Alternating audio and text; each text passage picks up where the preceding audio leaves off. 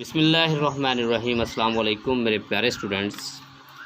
आज मैं आपको एक बड़ी ख़ास चीज़ कराने लगा हूँ, वो है डिराइव्ड यूनिट्स।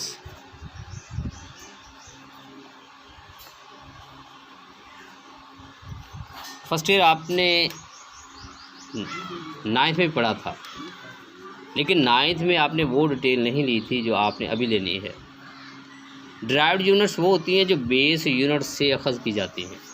जैसे मैं अज्यूम कर लेता हूँ कि मेरे पास एक लफ्ज़ है, एक क्वांटिटी है एरिया। एरिया पे गौर करें तो एरिया होता है लेंथ मल्टीप्लाइड बाय विड्थ।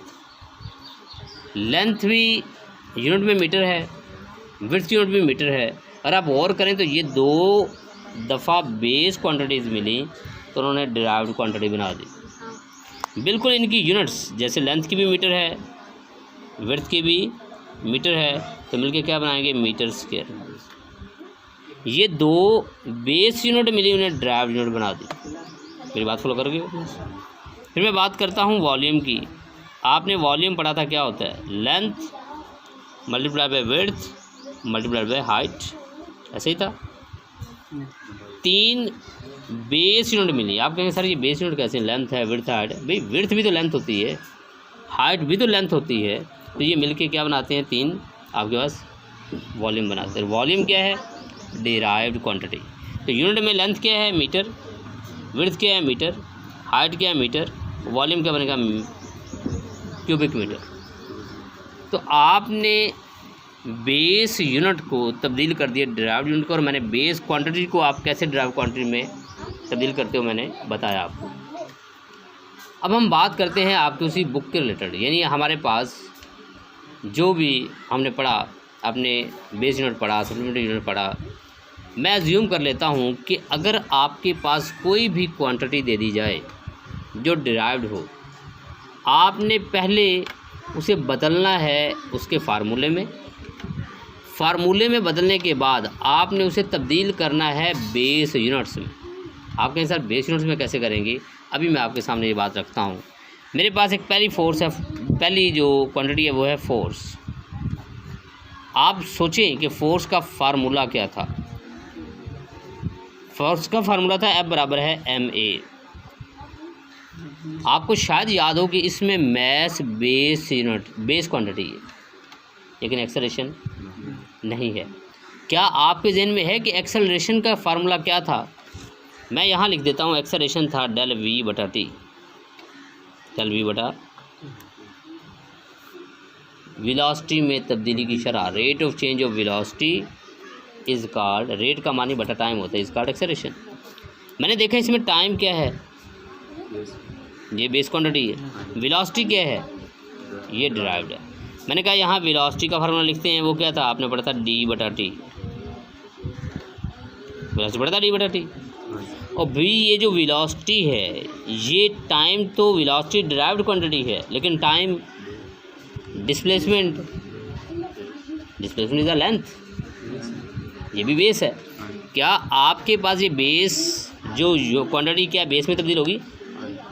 बिल्कुल इसी तरह जिस तरह मेरे पास m बेस क्वांटिटी थी, एक्सेलरेशन को पहले मैंने वेलोसिटी में किया, वो भी डिराइव्ड है, वेलोसिटी से फिर मैंने डिस्प्लेसमेंट में किया।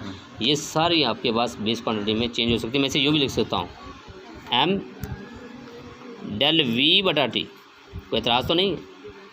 मैं इसे यूँ भी लिख सकता हूँ, m और ये d बटा टी, d बटा टी पहले, फिर बटे में t है, ऐसे ही। इसे मैं यूँ भी लिख सकता हूँ, m d बटा टी, जिसे मैं यूँ भी लिख सकता हूँ, मैस यूनिट किलोग्राम है, d की मीटर है, बटे में क्या है, टाइम है, टाइम की सेकंड है, तो किलोग्राम मीटर पर सेकंड स्क्वायर। जिसे मैं यूँ भी लिख सकता हूँ, kg ms-2, जो कि किसके बराबर है, फोर्स की। फोर्स की यूनिट क्या होती है, न्यूटन। क्या मैंने आपकी इस क्वांटिटी को, जो कि फोर्स थी, जो कि डिराइव्ड क्वांटिटी थी, पहले उस पूरे फार्मूले को तब्दील नहीं कर दिया किस क्वांटिटी में, बेस क्वांटिटीज़ में। मैस बेस क्वांटिटी है, डी बेस क्वांटिटी है, टाइम बेस क्वांटिटी है, फिर मैंने इन्हें तब्दील कर दिया किस चीज़ में, बेस यूनिट्स में। यहाँ तक बात समझ आई कि नहीं समझ आई? यहाँ कोई सवाल है तो मुझसे पूछें। अब उसी फोर्स को मैं एक और तरीके से आपको हल करके दिखाता हूँ। कुछ फार्मूले याद होंगे आपको, कुछ यूनिट्स याद होंगी आपको। मैक्स यूनिट क्या होती है? किलोग्राम। एक्सेलरेशन की यूनिट क्या होती है? आपने पढ़ा था ms-2, पढ़ा हुआ है। सारी बेस में चेंज होगी।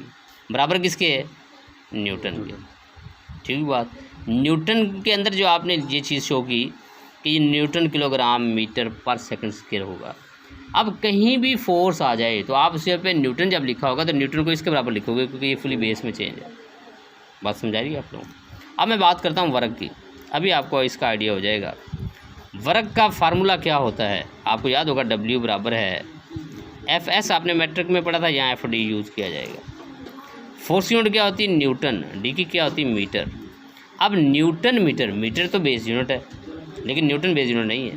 तो न्यूटन को फिर बेस यूनिट में चेंज करने के लिए क्या करेंगे? न्यूटन की जगह पे उसकी वो बेस यूनिट लिखते हैं किलोग्राम मीटर पर सेकंड स्क्वायर इनटू मीटर। ये तो न्यूटन की जगह पे आ गया, मीटर वैसे आ गया। ये क्या बन जाएगा? किलोग्राम मीटर स्क्वायर पर सेकंड स्क्वायर। आप नोट करें कि वर्क की यूनिट वैसे क्या होती है? जॉउल। क्या होती है? जॉउल, जो न्यूटन मीटर के बराबर था, अब जॉउल किलोग्राम मीटर स्क्वायर पर सेकंड स्क्वायर के बराबर आ चुका है। आप अपनी बुक पे देख भी सकते हैं, ये उन्हें डायरेक्ट लिखा हुआ है, मैंने आपको ड्राइव कर दिया। जी समझाइए आपको? ऐसे ही है। अगर आप इस बात को समझ सके हो तो हम बात करते हैं पावर की। पावर फिर क्या है? पावर का आपने फार्मूला क्या पढ़ा था? आपने पढ़ा था W/T। आपको शायद याद हो कि ये पावर ड्राइव्ड है, वर्क डिराइव्ड है, टाइम बेस क्वांटिटी है। आप लोग पहले यूनिट लिखते हैं, यूनिट के बाद हम उसे बेस यूनिट में करेंगे। पावर की यूनिट होती वॉट, वर्क की होती जॉउल, टाइम की होती सेकंड। मैंने वॉट ये वैसे रहने देना है। अब मैं इसको बेस में चेंज करता हूँ। जॉउल किसके बराबर भी पढ़ा आपने? न्यूटन मीटर के बराबर, सेकंड वैसे। अब इसमें न्यूटन अकेली डिराइव्ड यूनिट है, तो न्यूटन किसके बराबर है? किलोग्राम मीटर, किलोग्राम मीटर पर सेकंड स्क्वायर। S-2 लिख दें, मीटर वैसे बटे में सेकंड वैसे। और आप इस बात पे गौर करें तो ये क्या बनेगा? किलोग्राम, ये वाट के बराबर है, किलोग्राम, ये मीटर, मीटर तरफ का क्या बनेगा? मीटर। ये सेकंड नीचे चला जाएगा तो क्या बन जाएगा? सेकंड क्यूब, यानी किलोग्राम m स्क्वायर S-3। कैसे ही है? देख ले, ठीक हुई बात। क्या आप बिल्कुल इसी तरह जो प्रेशर है और चार्ज है उसकी जो यूनिट्स है वो निकालने की कोशिश कर सकते हैं, या वो भी निकाल दूँ? निकाल दूँ? चलो मैं निकाल देता हूँ। इधर देखिए, अब प्रेशर क्या है? आपने प्रेशर का फार्मूला पढ़ा था, वो क्या होता है? शाबाश, फोर्स बटा एरिया। आपने पढ़ा फोर्स का फार्मूला क्या होता है? MA। एरिया क्या होता है? Length multiply by width. आप यहाँ लिख सकते हो लेंथ मल्टीप्लाई विड्थ। फार्मूला लिखना है तो फार्मूला लिख दें। अगर अभी एरिया रहने देना तो एरिया लिख देने, अगली दफ़ा अगले स्टेप में हम लोग इसकी यूनिट में चेंज कर देंगे। मैक्स यूनिट क्या होती है? किलोग्राम। एक्सेलरेशन की क्या होती है? ms-2। एरिया क्या होती है? Metre square. और आप नोट करें तो 1 मीटर से 1 मीटर कैंसिल हो जाएगा, क्या बनेगा? किलोग्राम। ये मीटर ऊपर जाएगा तो m-1 S-2। क्या आपके पास यही है? ज़रा देखिए, ये चीज़ आ गई। ये क्या चीज़ थी? तो आप नोट करें तो ये प्रेशर था। बात फॉलो करके, और उसके बाद हम देखते हैं चार्ज। अभी ये चंद एक हमने बोले, अभी और बहुत सारे हैं जो मैंने कहे थे आपने निकालने हैं। बुक से आपने ढूंढने फार्मूले, आप हर फार्मूले को इसमें चेंज कर सकते हो। आपने चार्ज पढ़ा, ये चार्ज क्या होता है? Q बराबर है IT। अगर गौर से देखें तो चार्ज दोनों बेस यूनिट में है। करंट भी बेस क्वांटिटी है, टाइम भी बेस क्वांटिटी है, तो इनकी यूनिट भी बेस बनेगी। क्या बनेगी? Ampere second. ये चार्ज का क्या होता है? कूलम। लो जी, कूलम आपके पास एम्पेयर सेकंड के बराबर आ गया। ये चेंज हो चुकी है, ड्राइव से बेस यूनिट में चेंज हो चुकी है। आज के लिए इतना ही काफ़ी है। आपने इस टेबल को तैयार करना है, और उसके साथ आपके पास अगर और यूनिट्स हैं तो अपने आप को डेवलप करने के लिए उनकी भी यूनिट्स निकालिए। ओके जी, अल्लाह हाफिज़।